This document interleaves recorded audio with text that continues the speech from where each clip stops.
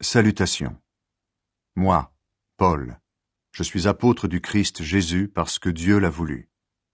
Avec Timothée, notre frère, j'écris à ceux qui appartiennent à Dieu et qui sont à Colosse, nos frères et sœurs qui croient au Christ.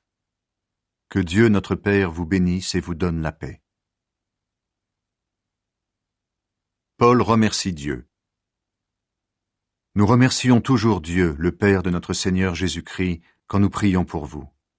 Oui, voici ce que nous avons appris.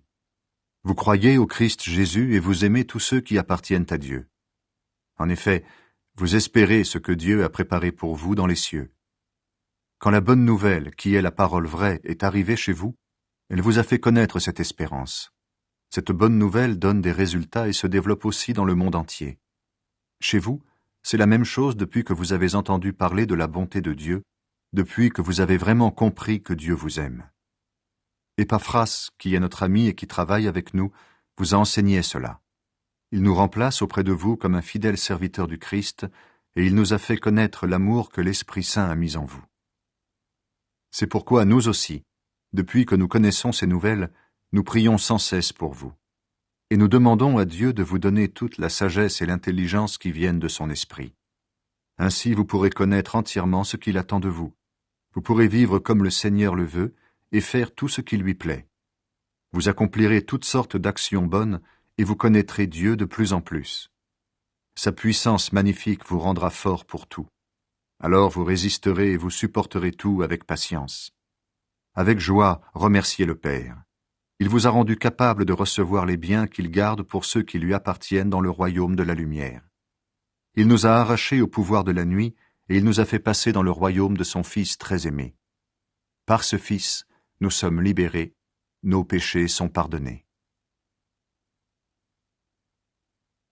Chant de louange au Christ, le Seigneur du monde.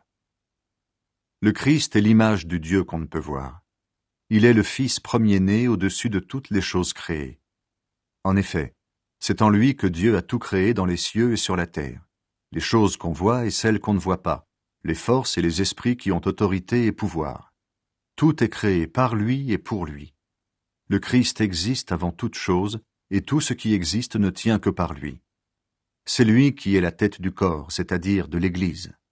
Il est le commencement, celui qui le premier s'est levé de la mort pour être le premier de tous, toujours et partout.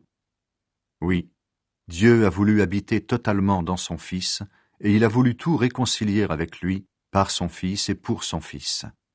Par le sang que son Fils a versé sur la croix, Dieu a fait la paix sur la terre et dans les cieux. Vous, autrefois, vous étiez des étrangers pour Dieu, vous étiez ses ennemis. En effet, vous pensiez à faire le mal et vous le faisiez. Mais maintenant, Dieu vous a réconciliés avec lui par la mort de son Fils, qui a souffert dans son corps humain. Alors vous pouvez vous présenter devant Dieu en étant saints, purs et sans faute. Mais vous devez rester solide et fort dans la foi. Ne vous éloignez pas de la bonne nouvelle. Elle est notre espérance. Vous l'avez entendu, on l'a annoncé à tout ce qui existe sous le ciel, et moi, Paul, je suis devenu le serviteur de cette bonne nouvelle. Paul souffre et lutte au service de l'Église. Maintenant je suis heureux de souffrir pour vous. En effet, dans mon corps, je continue à participer aux souffrances du Christ pour son corps, c'est-à-dire pour l'Église. Je suis devenu le serviteur de l'Église pour faire le travail que Dieu m'a demandé. Je dois vous annoncer la parole de Dieu tout entière. Cette parole, c'est le mystère caché à toutes les générations depuis toujours. Maintenant, Dieu l'a montré clairement à ceux qui lui appartiennent. Il a voulu leur faire connaître la grandeur de ce mystère et sa richesse pour tous les peuples. Ce mystère, le voici. Le Christ est au milieu de vous, et par lui, vous espérez participer à la gloire de Dieu. C'est ce Christ que nous annonçons. Nous donnons à chacun des conseils et un enseignement avec toute la sagesse possible pour que tous deviennent adultes dans le Christ. C'est pourquoi je travaille et je lutte avec la force du Christ qui agit en moi avec puissance. Oui, je veux vous faire savoir ceci. Je dois lutter durement pour vous, pour les chrétiens de Laodicée et pour tous ceux qui ne m'ont jamais vu de leurs yeux. Je veux qu'ainsi leur cœur soit plein de courage, qu'ils soient unis dans l'amour et totalement remplis d'intelligence. Alors ils connaîtront le projet caché de Dieu. C'est le Christ qui le réalise, et tous les trésors de la sagesse et de la connaissance sont cachés en lui. Je dis cela pour que personne ne vous trompe avec de beaux discours. Bien sûr, je suis loin de vous, mais mon cœur est avec vous.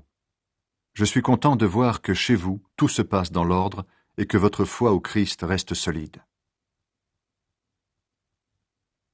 Le Christ seul donne la vie. Vous avez reçu le Christ Jésus comme Seigneur. Eh bien, vivez unis à lui. Plongez vos racines en lui, construisez votre vie sur lui. Restez solidement dans la foi qu'on vous a apprise et remerciez Dieu avec beaucoup d'ardeur. Attention, personne ne doit vous prendre au piège avec les idées fausses de la sagesse humaine. Ce sont des mensonges creux qui s'appuient sur des traditions humaines, sur les forces du monde et non pas sur le Christ. Dieu habite totalement dans le corps glorieux du Christ, et vous participez totalement à la vie du Christ, lui, le chef de toutes les forces qui ont autorité et pouvoir. C'est dans le Christ que vous avez été circoncis. Cette circoncision, ce n'est pas la main d'un homme qui l'a faite. Elle vient du Christ, et par là, il a enlevé ce qui vous entraînait au mal. Par le baptême, vous avez été mis dans la tombe avec le Christ, mais avec lui, vous avez été réveillés de la mort. En effet, vous avez cru dans la puissance de Dieu qui a réveillé le Christ de la mort. Vous étiez morts à cause de vos fautes, et aussi parce que vous n'étiez pas des circoncis. Mais Dieu vous a rendu la vie avec le Christ. Il nous a pardonné toutes nos fautes. Il a effacé le document de nos dettes qui nous accusait et qui était contre nous à cause des règles établies. Et il l'a détruit en le clouant sur la croix. Dieu a enlevé leur puissance aux esprits qui avaient autorité et pouvoir. Il a présenté ces esprits devant tout le monde et il les a traînés comme des prisonniers dans le défilé victorieux de son Fils. Donc, personne ne doit vous condamner à cause de ce que vous mangez ou buvez ou au sujet des fêtes de la nouvelle lune et du sabbat. Tout cela, c'est l'ombre de ce qui doit venir. Mais ce qui existe réellement, c'est le Christ. Personne ne doit vous priver de la victoire. Je pense aux gens qui se font tout petits devant les anges pour leur rendre un culte. Et ils donnent aussi trop d'importance aux choses qu'ils voient en rêve. Ces gens-là ont des idées trop humaines, cela les gonfle d'orgueil, ils ne s'attachent pas au Christ qui est la tête. Pourtant, c'est la tête qui donne au corps ce qui est nécessaire. Par elle, les articulations et les muscles tiennent bien ensemble, et c'est Dieu qui fait grandir ce corps.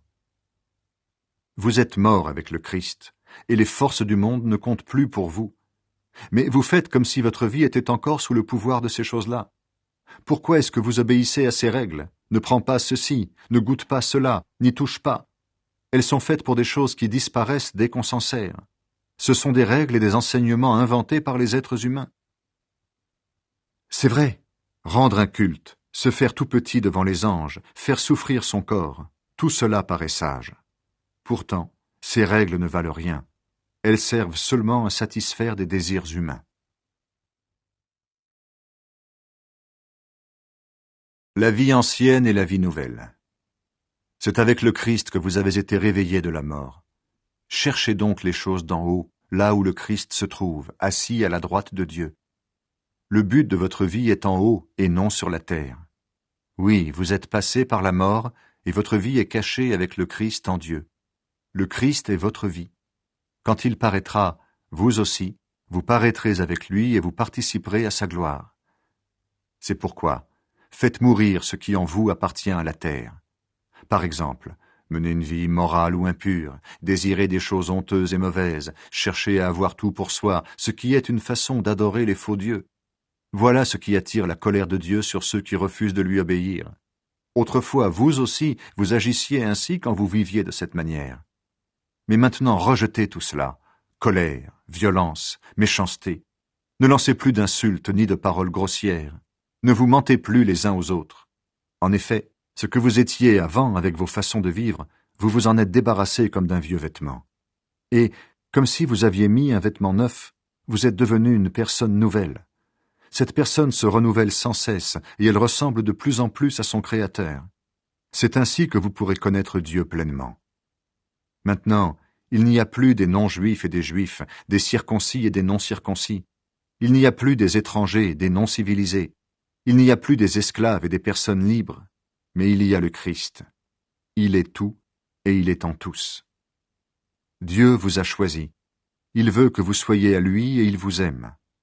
Donc, faites-vous un cœur plein de tendresse et de pitié, un cœur simple, doux, patient. Supportez-vous les uns les autres et pardonnez-vous si quelqu'un a un reproche à faire à un autre. Le Seigneur vous a pardonné, agissez comme lui. Et surtout, aimez-vous. L'amour est le lien qui unit parfaitement. Que la paix du Christ dirige vos cœurs. Dieu vous a appelé à cette paix pour former un seul corps. Dites-lui toujours merci. Que la parole du Christ habite parmi vous avec toute sa richesse. Donnez-vous des enseignements et des conseils avec toute la sagesse possible. Remerciez Dieu de tout votre cœur en chantant des psaumes, des hymnes et des cantiques qui viennent de l'Esprit Saint. Tout ce que vous pouvez dire ou faire, faites-le au nom du Seigneur Jésus, en remerciant par lui Dieu le Père. Les relations nouvelles. Femmes, obéissez à votre mari, comme vous devez le faire dans le Seigneur. Mari, aimez votre femme et ne soyez pas dur avec elle. Enfants, obéissez à vos parents en toutes choses, voilà ce qui plaît au Seigneur. Parents, n'agacez pas vos enfants, sinon ils vont se décourager. Esclaves, obéissez en toutes choses à vos maîtres sur la terre. Ne les servez pas seulement quand ils vous surveillent, comme pour plaire à des hommes, mais servez-les avec un cœur sincère, parce que vous respectez le Seigneur avec confiance. Tout ce que vous faites, faites-le de bon cœur, comme pour le Seigneur, et non pour des hommes. En effet, vous le savez, le Seigneur va vous récompenser. Vous recevrez les biens qu'il garde pour son peuple. Le Maître, c'est le Christ, c'est lui que vous servez.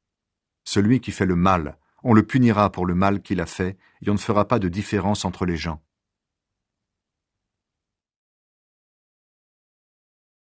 Maître, traitez tous vos esclaves de façon juste et honnête. Oui, vous le savez, vous aussi, vous avez un maître au ciel. Conseil. Continuez à prier fidèlement, ainsi vous serez toujours prêts à remercier Dieu. Priez aussi pour nous, que Dieu nous donne l'occasion d'annoncer sa parole. Ainsi je pourrai parler du mystère que Dieu réalise par le Christ pour lequel je suis en prison. Priez donc pour que je parle de lui ouvertement comme je dois le faire. Avec ceux qui ne sont pas chrétiens, conduisez-vous avec sagesse. Profitez du temps que Dieu vous laisse. Que vos paroles soient toujours agréables, intéressantes. Répondez à chacun comme il faut.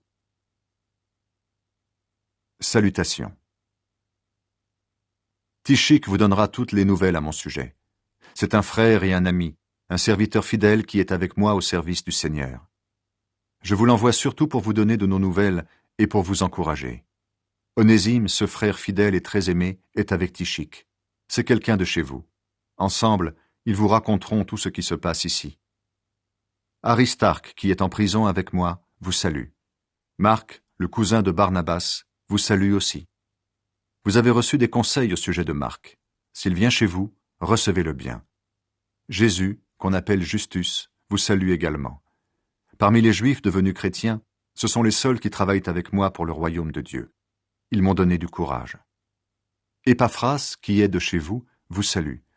Ce serviteur du Christ, Jésus, combat pour vous dans ses prières. En effet, il demande que vous restiez parfaitement chrétiens et toujours en accord avec ce que Dieu veut. Il travaille beaucoup pour vous, pour les chrétiens de Laodicée et pour ceux de Hiérapolis. J'en suis témoin. Luc, notre ami médecin, vous salue, ainsi que Démas. Saluez les frères et sœurs chrétiens qui sont à Laodicée, avec Nympha et avec la communauté qui se réunit dans sa maison. Lisez cette lettre chez vous. Ensuite, donnez-la à l'église de Laodicée pour que les chrétiens de cette ville la lisent aussi. Et vous, lisez la lettre qui arrivera de Laodicée. Dites à Archippe, attention, tu es chargé d'un travail au service du Seigneur, fais-le correctement.